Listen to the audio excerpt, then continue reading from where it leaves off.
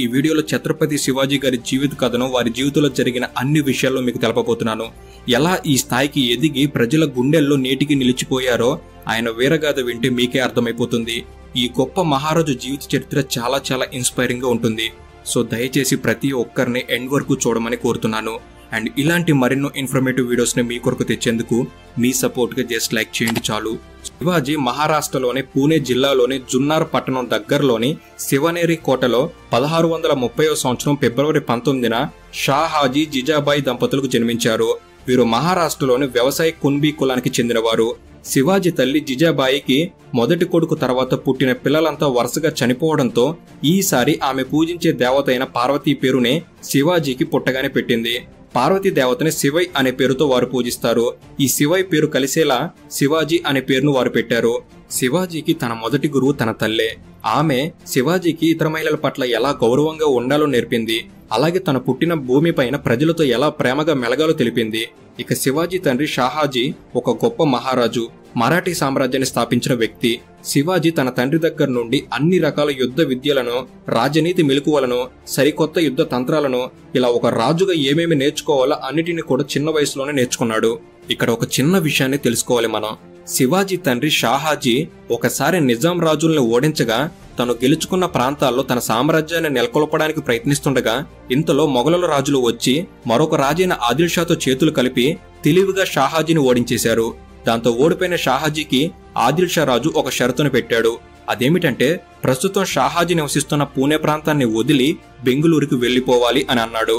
ఈ షరతుకి శివాజీ తండ్రి షాహాజీ రాజు తన సొంత ప్రాంతమైన పూణేని వదిలి నేను వెళ్తాను, కానీ తన సొంత ప్రాంతాన్ని మరొకరి చేతిలో పెట్టనని, తన కుటుంబమే ఈ ప్రాంతాన్ని చూసుకుంటుందని సంధి కుదుర్చుకుని వెళ్లిపోతాడు. ఇక ఈ పూణే ప్రాంత బాధ్యతలన్నీ కూడా షాహాజీ తన భార్యకు అనగా శివాజీ తల్లికి అప్పగిస్తాడు. షాహాజీ పూణేని వదిలి వెళ్లే ముందు తన కొడుకు శివాజీకి అన్ని విద్యలను నేర్పి, అలాగే కొందరు ముఖ్య అనుచరులతో రాజనీతి వ్యవహారాలను నేర్చుకునేందుకు అన్నిటినీ సమకూర్చి ఇక తను బెంగళూరుకి వెళ్లిపోయారు. ఇలా తండ్రికి దూరంగా పెరిగిన శివాజీ తన తండ్రి ఓటములను క్షుణ్ణంగా అధ్యయనం చేసి తక్కువ కాలంలోనే అన్ని యుద్ధ తంత్రాల్లో నిష్ణాతుడై ఎలా అయినా తన తండ్రి స్థాపించిన ఈ మరాఠీ సామ్రాజ్యాన్ని మరింత విస్తరింపజేయాలి, పెంచాలి అనే లక్ష్యంతో ముందుకు నడుస్తాడు. ఇలా అన్ని విధాల సిద్ధమైన శివాజీ కేవలం తనకు 17 ఏళ్ల వయసున్నప్పుడే తన మొట్టమొదటి యుద్ధాన్ని బిజాపూర్ సామ్రాజ్యంపై ప్రకటించి వారిని ఓడించి వారి కోటల్ని తన సొంతం చేసుకున్నాడు. తర్వాతి 3 సంవత్సరాల్లో కొండన, రాజ్గఢ్ కోటలను కూడా గెలిచి తను యుద్ధాల్ని ప్రారంభించిన 3 ఏళ్ల వ్యవధిలోనే పూణే ప్రాంతం మొత్తాన్ని తన స్వాధీనంలోకి తెచ్చుకున్నాడు. ఇక అసలైన ఘట్టం అనేది ఇక్కడి నుంచే ప్రారంభమవుతుంది. ఒకప్పుడు శివాజీ తండ్రి షాహాజీని ఓడించి బెంగుళూరుకి పంపించేసిన ఆదిల్ షా రాజు శివాజీ ఎదుగుదలను చూసి సహించలేకపోయాడు. ఇంతలోనే శివాజీ ఈసారి ఏకంగా ఆదిల్ షా రాజు యొక్క కొన్ని కోటలను సైతం గెలిచి సొంతం చేసుకున్నాడు. ఈ ఓటమిని జీర్ణించుకోలేని ఆదిల్ షా శివాజీని మానసికంగా దెబ్బతీసేందుకు గాను బెంగుళూరులో ఉంటున్న శివాజీ తండ్రి షాహాజీని బంధించాడు. ఆ తర్వాత శివాజీ పెద్దన్న కూడా బెంగళూరులోనే ఉండటంతో అతన్ని పట్టుకునేందుకు ఒక సైన్యం, అలాగే శివాజీని పట్టుకునేందుకు ఒక సైన్యం, ఇలా 2 సైన్యాలను ఆదిల్ షా పంపగా అన్నదమ్ములిద్దరూ కలిసి ఆ సైన్యాలను ఓడించారు. దాంతో శివాజీ తన తండ్రిని బంధవిముక్తుని చేసుకుంటాడు. ఇలా మరోసారి ఓటమి భరించలేని ఆదిల్ షా ఈసారి మరొక పన్నాంగం పన్నాడు. యుద్ధ భయంకరుడిగా పేరు పొందిన అజల్ ఖాన్ అనే ఒక రాజుతో చేతులు కలిపి అతన్ని శివాజీపైకి యుద్ధానికి పంపాడు. అయితే ఈ అజల్ ఖాన్ రాజు ముందుగా శివాజీ బలాలను, బలహీనతలను తెలుసుకుంటాడు. శివాజీ యొక్క మెరుపు దాడి, గొరిల్లా యుద్ధ పద్ధతులను తెలుసుకోవడంతో శివాజీని కోటలో ఓడించడం అసాధ్యం కనుక శివాజీని ఓడించడం అనేది యుద్ధభూమిలో మాత్రమే సాధ్యమని గ్రహించి ఎలా అయినా శివాజీని యుద్ధభూమిలోకి దించేందుకు, అతన్ని రెచ్చగొట్టేందుకు శివాజీ ఇష్టదైవమైన భవానీదేవి దేవాలయాలను కూల్చేస్తాడు. ఇవన్నీ తెలుసుకున్న శివాజీ ఏమాత్రం తొందరపడకుండా శత్రువు పన్నాగాలను అర్థం చేసుకుని నేను ప్రస్తుతం యుద్ధానికి సిద్ధంగా లేనని అజల్ ఖాన్ రాజుని చర్చలకు రమ్మని ఆహ్వానిస్తాడు. దాంతో కోట దగ్గర ఇద్దరు సమావేశం అవడానికి ఒప్పందం కుదుర్చుకుని అంగీకరిస్తారు. ఇక సమావేశం జరిగే రోజు రానే వచ్చింది. అజల్ ఖాన్ రాజు యొక్క వక్రబుద్ధి గురించి ఒక అవగాహన ఉన్న శివాజీ తన దుస్తుల లోపల ఒక ఉక్కు కవచాన్ని ధరించి ఒక పిడిబాకుని అంటే పులిగోరుని దుస్తుల్లో దాచుకుని సమావేశానికి వెళ్తాడు. ఇక ఇద్దరు కలుసుకుని తమ అంగరక్షకులతో గుడారంలోకి వెళ్లి చర్చలు జరుపుతుండగా అజల్ ఖాన్ రాజు తన వక్రబుద్ధితో తన కత్తిని తీసి ఒక్కసారిగా దొంగ దెబ్బగా శివాజీని పొడిచేందుకు దాడి చేస్తాడు. కానీ శివాజీ ఉక్కు కవచం ధరించడం వలన ఆ కత్తిపోటు నుంచి తప్పించుకున్నాడు. ఇక వెంటనే తన దగ్గర ఉన్న పిడి పులిగోర్లతో ఆజ్కల్ ఖాన్ పొట్టను ఉగ్ర లక్ష్మీ నరసింహ వలె చీల్చి చెండాడుతాడు. తన దగ్గర నుంచి ఆజ్కల్ ఖాన్ తప్పించుకొని బయటకు పారిపోతుండగా ఒక్క వేటకి శివాజీ అతని తల తెగి పడిలా నరికేశాడు. దాంతో ఈ సంఘటనతో, ఈ విజయంతో శివాజీ పేరు అనేది మహారాష్ట్ర అంతా మారుమోగిపోయింది. ఇది గమనించిన బీజాపూర్ సుల్తాన్ శివాజీని ఎలా అయినా తొక్కిపడేయాలని అనుకుని బలమైన యుద్ధవీరులుగా పేరు తెచ్చుకున్న ఆఫ్ఘన్ పస్తుల్ సైనికులను శివాజీ పైకి పంపగా శివాజీ తన సైన్యంతో తెలివిగా వారందరినీ చంపి విజయం సాధించాడు. దాంతో ఈ సంఘటనతో శివాజీ మహారాజు కీర్తి ప్రతిష్టలు అనేవి భారతదేశం అంతా వ్యాపించేశాయి. దాంతో ఎందరో హిందూ రాజులకు శివాజీ ఒక ఆదర్శంగా అప్పటి నుంచి నిలిచారు.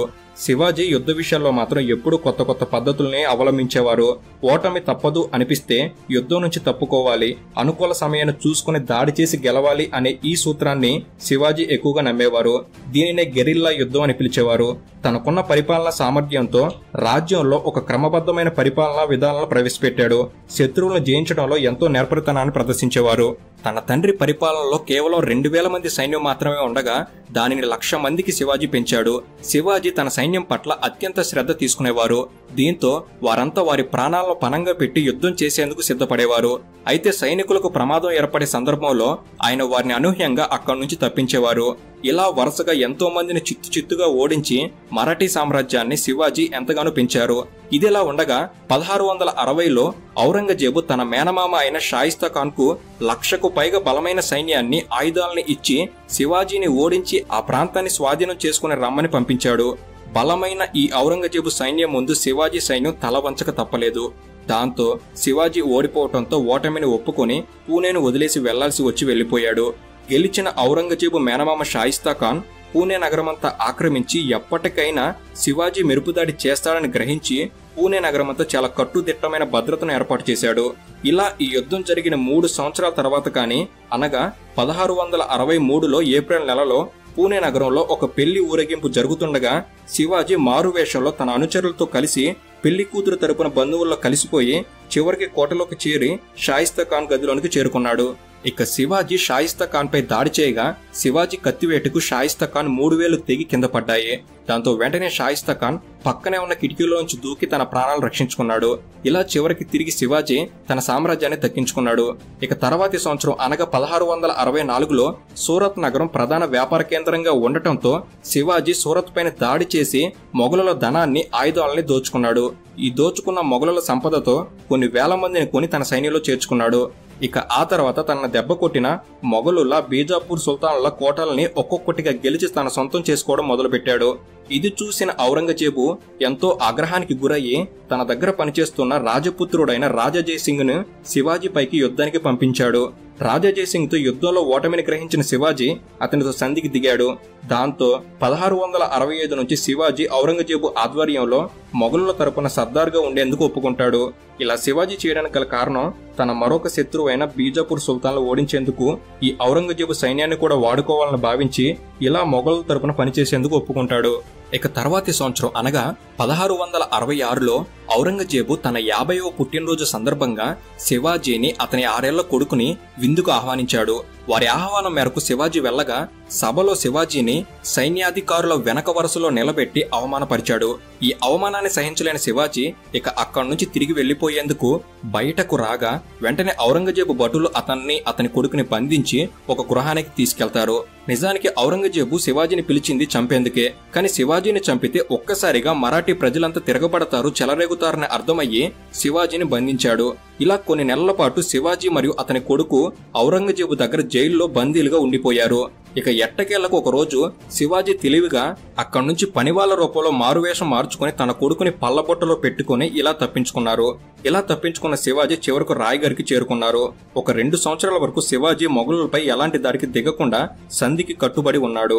అయినా కూడా మొఘలుల సైన్యం మెదలకుండా ఉండకుండా మళ్లీ శివాజీపై దాడి చేశారు. కానీ ఈసారి వారి ఎత్తులు పారలేదు. వారందరినీ శివాజీ ఘోరంగా చిత్తు చేసి ఓడించాడు. మరోవైపు ఔరంగజేబు శివాజీ బలహీనుడైపోయాడులే, తన వల్ల ఎలాంటి ప్రమాదం ఇక రాదులే అని శివాజీని తక్కువ అంచనా వేశాడు. కానీ ఈ వైపున శివాజీ బయటకు తెలియకుండా రహస్యంగా తన పనులు చేయడం మొదలుపెట్టాడు. దాంతో చివరికి 1670 నాటికి 1,00,000 మంది సైన్యంతో, ఆయుధాలతో, గుర్రాలతో, నౌక వ్యవస్థతో మొఘలుల కోటలపై వరుసగా శివాజీ యుద్ధాలు చేస్తూ ఏమాత్రం అలసిపోకుండా దెబ్బ మీద దెబ్బతీస్తూ రావడంతో చివరికి మొఘలుల సైన్యం శివాజీని ఎదిరించలేక ఓడిపోయింది. ఇలా తన జ్ఞానంతో ఎన్నో యుద్ధాలను గెలిచిన శివాజీకి 1674 జూన్ 6న రాయ్గఢ్ కోటలో వేద పట్టణాల మధ్య క్షత్రియ రాజులందరికీ అధిపతిగా కీర్తిస్తూ ఛత్రపతి అనే బిరుదును ప్రదానం చేశారు. 27 ఏళ్ల పాటు యుద్ధాల్లో గడిపి హిందూ రాజులకు ఆదర్శంగా నిలిచి సువిశాల మరాఠా సామ్రాజ్యాన్ని నెలకొల్పిన ఛత్రపతి శివాజీ 3 వారాల పాటు తీవ్ర జ్వరంతో బాధపడి 1680 ఏప్రిల్ 3న మధ్యాహ్నం 12 గంటలకు రాయ్గఢ్ కోటలో మరణించారు. ఇక ఆ తర్వాత నుంచి శివాజీ పెద్ద కొడుకైన శంభాజీ రాజ్యాన్ని చేపట్టి పరిపాలన కొనసాగించారు. కొందరు అభిప్రాయాల ప్రకారం తెలుపుతున్నది ఏమిటంటే శివాజీ జ్వరం వల్లనే చనిపోలేదని, వారి మరణం వెనుక కొందరి హస్తం ఉందని అంటున్నారు. వీరు తెలుపుతున్నది ఏమిటంటే శివాజీకి 2 భార్యలని. మొదటి భార్య కొడుకు శంభాజీ. కానీ శివాజీ మొదటి భార్య శంభాజీ పుట్టిన 2 సంవత్సరాలకి చనిపోయింది. అందువలన కొంతకాలానికి శివాజీ మరో వివాహం చేసుకోవాల్సి వచ్చింది. ఇక రెండవ భార్యకు పుట్టిన కొడుకు రాజారాం. శంభాజీ చిన్నప్పటి నుంచి తన తండ్రి శివాజీని స్ఫూర్తిగా తీసుకుని అన్నిటినీ నేర్చుకోవడంతో సైన్యంలో, రాజ్యంలో శంభాజీకి మంచి పేరు ఉండేది. కానీ ఇది శివాజీ రెండో భార్యకి నచ్చేది కాదు. ఎందుకంటే ఇలానే కొనసాగితే శంభాజీ రాజవుతాడని, తన కొడుకు రాజారాంకి ఆ అధికారం దక్కదని భయపడేది.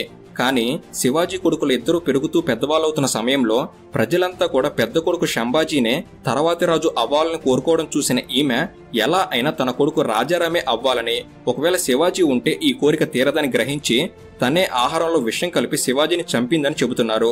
ఇందులో ఎంతవరకు నిజం ఉంది అనేది మాత్రం నేటికి తెలియలేదు. ఇక ఏది ఏమైనప్పటికీ శివాజీ తర్వాత అతని పెద్ద కొడుకు శంభాజీయే రాజయ్యాడు.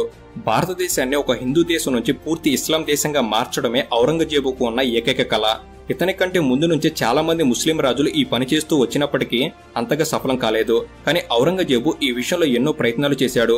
చాలా ప్రాంతాల్లో తాను అనుకున్నట్లుగానే జరిగినా కూడా శివాజీ ఉన్నంతకాలం వరకు తన ప్రాంతంలో ఔరంగజేబు ఏమీ చేయలేకపోయాడు. కానీ శివాజీ 1680లో మరణించాక అతనికున్న భయం తొలగిపోయింది. మంచి అవకాశం లభించింది అనుకున్నాడు. కానీ అయినప్పటికీ కూడా శివాజీ నిర్మించిన ఈ హిందూ సామ్రాజ్యాన్ని తన పెద్ద కొడుకు శంభాజీ ఏమాత్రం చెక్కు చెదరకుండా పాలిస్తూ తండ్రి ఆశయాల్లోనే జీవిస్తూ మొఘలుల పాలకులకు చుక్కలు చూపించాడు.